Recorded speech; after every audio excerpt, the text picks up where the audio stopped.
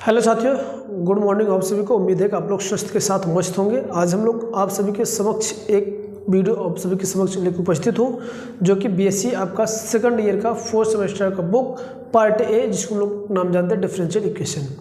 इसमें आज हम लोग बात करेंगे सेकंड चैप्टर वाले पे, जो कि partial differential equation of first order का है। इसमें आज हम लोग सीखेंगे और जानेंगे कि इस तरह से क्या सॉल्व किया जाता है। हमें क्या करना है, क्या find the Lagrange solution of equation, Lagrange equation p plus का q is equal to r वाले पे। तो हम लोग फटाफट इसको सीखते हैं किस तरह से इसको हम लोग सॉल्व करेंगे, और एक एग्जाम्पल के थ्रू इसको हम लोग सॉल्व करने का काम है। चलिए, एक और ज़बरदस्त तरीके से क्वेश्चन लेके आप सभी के समक्ष उपस्थित है, जो कि बहुत ही प्यारा सुंदर सा क्वेश्चन है और काफ़ी बार रिपीटेड भी क्वेश्चन है। तो हमारे पास है y माइनस का z अपान का y z, p प्लस का z माइनस x अपान का z x, q is equal to x minus का y अपान का x। इसको थोड़ा सा मैं सॉल्व करता हूँ। सॉल्व करके फिर आगे हम लोग p q की वैल्यू हम लोग निकालेंगे। पहले इसको सॉल्व करते हैं। सॉल्व करने का है क्या, बोथ साइड मल्टीप्लाई बाई, इसको हम लोग लिखेंगे क्या, इसको सोल्यूशन ही है, ध्यान रखना, सोल्यूशन से ही लिखेंगे। मल्टीप्लाई बाई बोथ साइड किससे, एक्स वाई जेड से।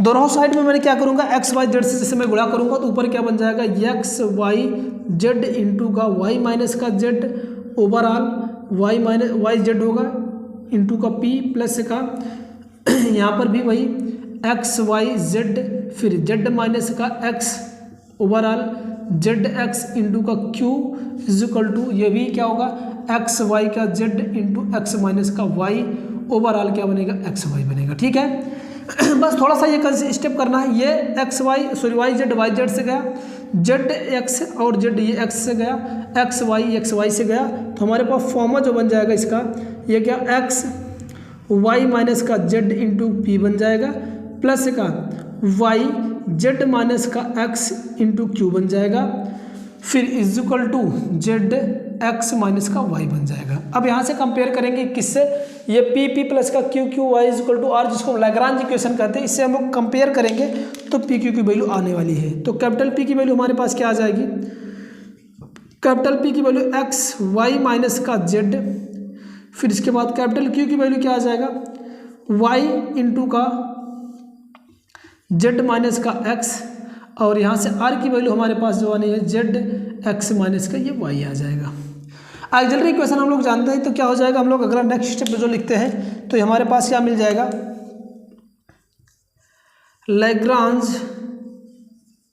Lagrange auxiliary equation of first वाले का। तो हमारे पास क्या होता है, फॉर्म थोड़ा सा लिख दे रहा हूँ फिर जिससे आप लोग समझ में आए, डी एक्स समझ में आ जाए, डी एक्स अपान का ये कैपिटल पी होता है is equal to D Y upon का क्यू होता है, कैपिटल का क्यू जो वैल्यू निकालें। इसके बाद डी जेड अपान का क्या होता है, कैपिटल का ये आर होता है। सारी वैल्यू इसी में पुटअप करना है, तो हमारे पास डी एक्स आ जाएगा, पी की वैल्यू हमारे पास क्या, एक्स इंटू का वाई माइनस का क्या हो जाएगा, ये जेड होगा, डी वाई अपान क्या हो जाएगा, ये वाई जेड माइनस का एक्स हो जाएगा, और डी जेड की वैल्यू जो हमारे पास आ जाएगा, जेड एक्स माइनस का क्या हो जाएगा, वाई आ जाएगा। किसी भी दो को लेकर सॉल्व करेंगे तो हमारे पास ऐसा कोई प्रॉपर पेयर नहीं बनेगा जिससे हम लोग प्रॉपरली इंटीग्रेट कर पाएँ। तो इसके लिए हम लोग क्या करेंगे, मल्टीप्लायर वाला सेकंड मेथड हम लोग अप्लाई करेंगे। तो यहाँ पर हम लोग मल्टीप्लायर चूज करेंगे। आओ चूज करते हैं ऐसा कि जिससे हम हो जाए कुछ काम सस्ता के लिए हम लोग क्या करेंगे, इसमें मल्टीप्लायर हम लोग यूज कर लेते हैं क्या, चूज द मल्टीप्लायर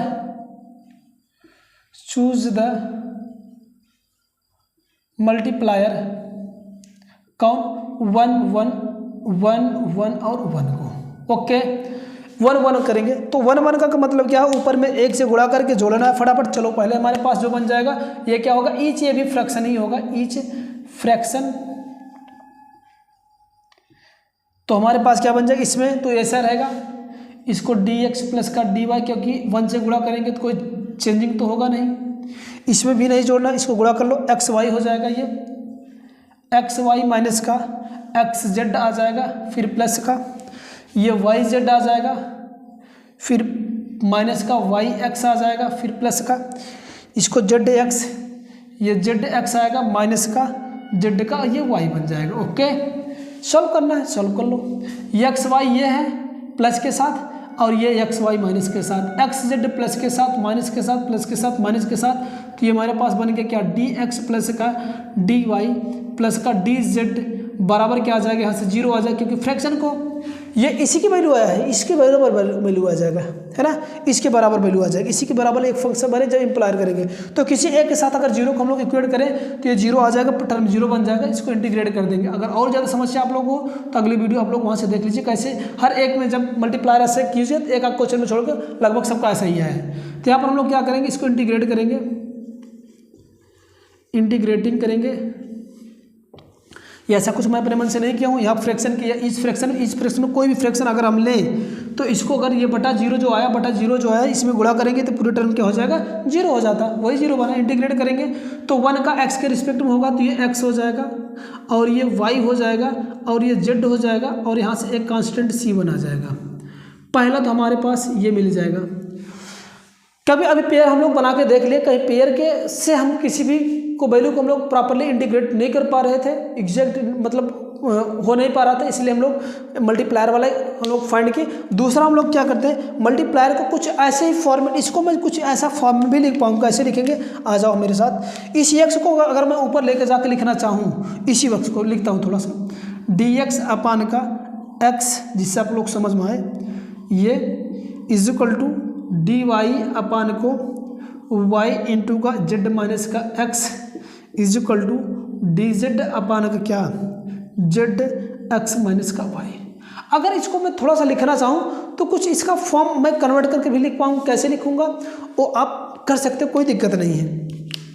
या तो ऐसा हम लोग कर सके, इसको ऐसे भी कर सकता हूँ कि इसमें मल्टीप्लायर हम लोग चूज कर ले 1 अपान का एक्स या 1 अपान का 2, सॉरी 1 अपान का एक्स 1 अपान का वाई 1 अपान का जेड चूज कर सकता हूँ, या तो इसको मैं ऊपर ले लूँ तो कोई बात नहीं। अच्छा एक काम करते हैं, इसको मल्टीप्लायर को मैं ऐसा ही कुछ कर लेता हूँ, दो तरीके आप में मर्जी है, चाहे तो मल्टीप्लायर लिखूँ चाहे तो इसको मैं लिख सकता हूँ, ये 1 अपान का एक्स डी एक्स लिख सकता हूँ बटे का ये आपका y माइनस का ये z बनेगा। अच्छा ऐसे करने में थोड़ा सा आपको कम समझ में आएगा, तो इसको हम लोग मल्टीप्लायर केस में यूज करते हैं, इसको हटा देता हूँ जिससे जगह कम है मेरे को, इसीलिए ऐसा यूज कर रहा हूँ। हम करते क्या, फिर अगेन हम लोग करते क्या है, अगेन चूज मल्टीप्लायर, चूज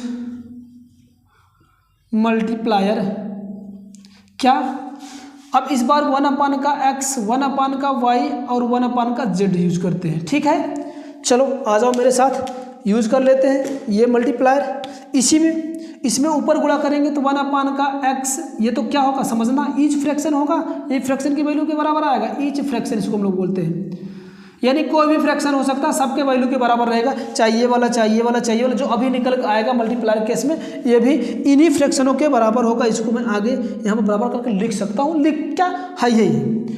अच्छा चलो इस पर गुणा करेंगे तो ये 1 अपान का क्या हो जाएगा, ये x होगा, डी एक्स होगा, दूसरे में गुणा करेंगे y क्या 1 अपान का y तो डी वाई होगा, और तीसरे में गुणा करेंगे 1 अपान का z क्या होगा, डी जेड हो जाएगा, और अपान का इसमें गुणा करेंगे 1 अपान एक्स का तो ये एक्स कैंसिल करेगा जी भैया, समझ रहे हो ना, 1 अपान का एक्स का इसमें गुणा करेंगे, ये इसमें y का मैं यहाँ पर करके दिखा दे रहा हूँ, ये z का तो ये कैंसिल ये कैंसिल ये कैंसिल, तो y माइनस का z माइनस का x और y माइनस का x बनेगा। तो यहाँ पर मैं लिख देना चाहूँगा वही चीज़, यहाँ पर तो मैंने आपको शो कर दिया, तो ये बन जाएगा y माइनस का z प्लस का z माइनस का x प्लस का x माइनस का y। क्यों, क्योंकि मैंने ये गुणा करके दिखा दिया, मैंने इसमें गुणा किया तो ये 0 ये कट गया, ये कट जाएगा, ये कट जाएगा तो यही बचेगा, ये y को कैंसिल करेगा, x को कैंसिल करेगा, z को कैंसिल करेगा, अगेन वही टर्म बन गया 1 अपान का x डी एक्स प्लस का 1 अपान का y डी वाई प्लस का 1 अपान का z डी जेड बराबर क्या आ जाएगा, यहाँ से ये 0 टर्म बना, 0 किधर में गुणा करूँगा क्या हो जाएगा, 0 टर्म बनेगा, तो ये ईच फ्रैक्शन क्या हो जाएगा, 0 हो जाएगा। इसको इंटीग्रेट करना हम लोग को,